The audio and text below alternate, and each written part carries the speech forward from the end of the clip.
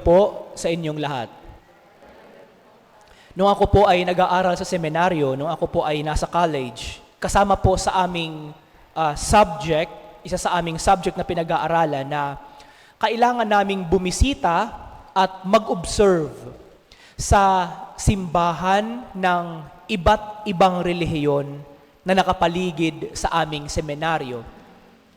Mayroon kaming sa paligid namin, nandoon ang Iglesia ni Cristo, nandoon ang Seventh-day Adventist, may mga born again, at meron ding yung kay Soriano, yung Baptist. One Saturday, inikot namin, o sinabihan kami na ikutin, puntahan, at mag-observe sa mga simbahan na ito, na naka-clerical, yung clerical, yung uniform namin mga seminarista, at magpakilala na gusto lang namin mag-observe kung anong ginagawa nila. Yung ibang mga simbahan, nakakatuwa dahil malugod kaming tinanggap. They were really very welcoming. Nung nakita nilang pumapasok kami, tumigil yung kanilang ministro, in-acknowledge kami, at pinakilala sa kanilang congregation. As in, very welcoming sila, and they even asked us to stay in the middle para makinig. But there was one particular church, hindi ko na lang sasabihin kung ano, na hindi lang sila very welcoming, medyo hindi pa maganda ang pakikitungo. Medyo may pakikipag-away pa. Malaki ang kanilang simbahan, meron silang gate. The moment na pumasok kami, ang tanong sa amin ng guard, ano ang ginagawa nyo dito? Sabi nung isang kasamahan ko, na 4th year, andito kami para lang po bumisita, mag-observe kung ano po ang ginagawa ninyo sa inyong simbahan at sa inyong misa. May isang lumapit na lalaki na galing dun sa may front door nila. Sabi niya, umalis kayo dito. Habang papunta kami doon sa gate nila, sinabihan niya yung guard, isara yung gate at bantayan, baka may pumasok pa na iba.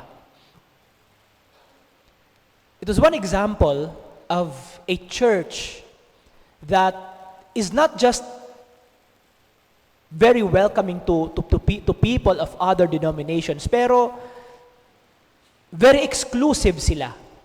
Gusto nilang sila lang. Gusto nila kami lang, hindi kayo bahagi sa aming simbahan. Ayaw nila na mapasukan ng ibang relihiyon, ayaw nilang may mag-observe sa kanila na ibang relihiyon. Hindi lamang ito nangyari sa ating panahon ngayon or sa kung anong simbahan man mayroon ngayon maliban sa Katoliko.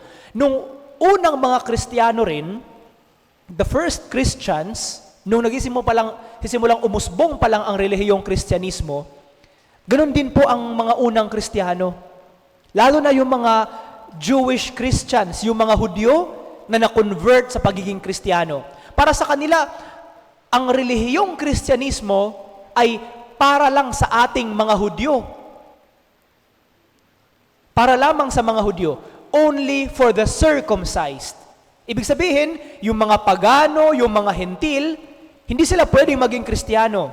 Kung maging Kristiyano man, iba lang sila. Exclusive lang kami.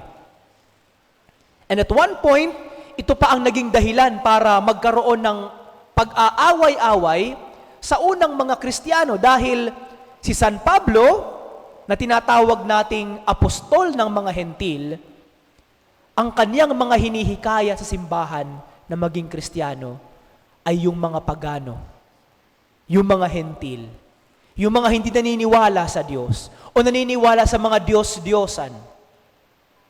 Sila yung mga tao na kanyang tinawag, hinikayat, at tinuruan tungkol sa Diyos at sa kanyang kaharian.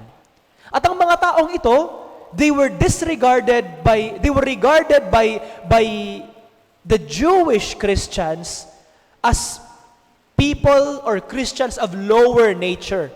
Oo, Kristiyano kayo, pero kayo yung nasa ibaba, kami yung nasa itaas. Na naging dahilan para magkaroon ng kompetensya at hidwaan yung mga sinaunang Kristiyano. Kaya nga si San Pedro, kinailangan niyang magpatawag ng isang konseho to resolve this issue. Walang kompetisyon. Walang kompetisyon. Hindi pwede na exclusive lang tayo. Hindi pwede na tayo lang ang magiging Kristiyano. Ang kaharian ng Diyos ay para sa lahat. Kaya nga sa Ebanghelyong binasa, pwede nating isipin na ang paraan ng pagkakasabi ni Jesus tungkol sa pagputol ng kamay, pagputol ng paa, pagtanggal ng mata, it was a sarcastic way of telling His disciples, wag maging excited sa pagtitiwalag sa ibang mga tao na sa simula ay hindi natin kapanalig.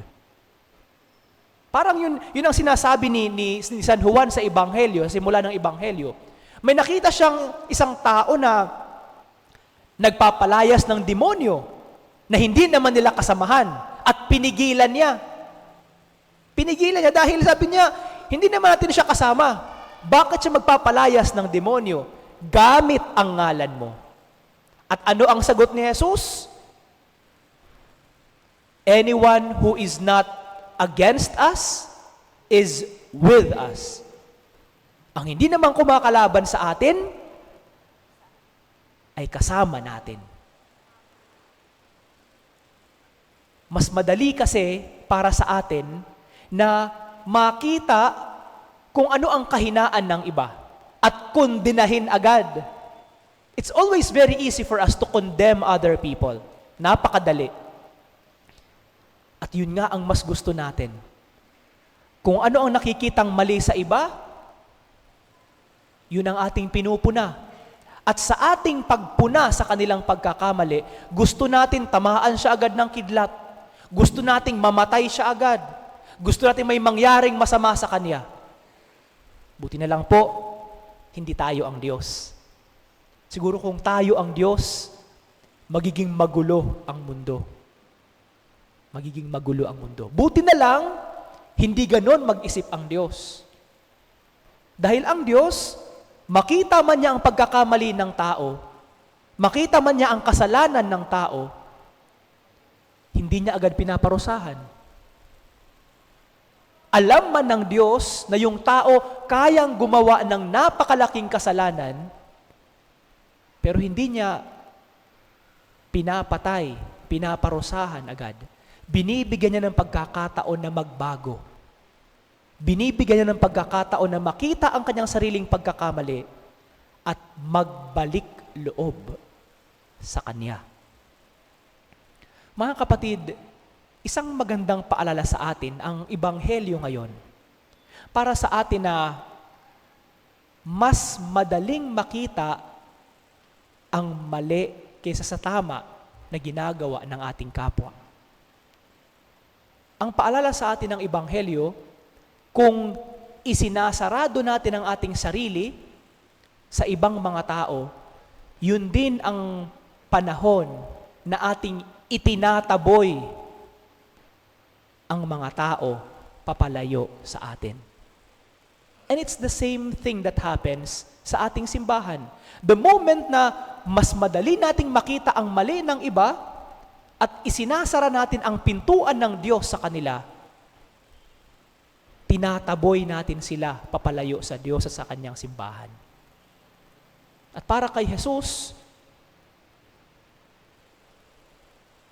turuan natin ang ating sarili. Huwag tayong masyadong ma-excited na punahin ang pagkakamali ng ating kapwa. Tingnan natin ang dynamics ng kanyang buhay. Tingnan natin ang dynamics. Bakit niya nagawa ang ganito?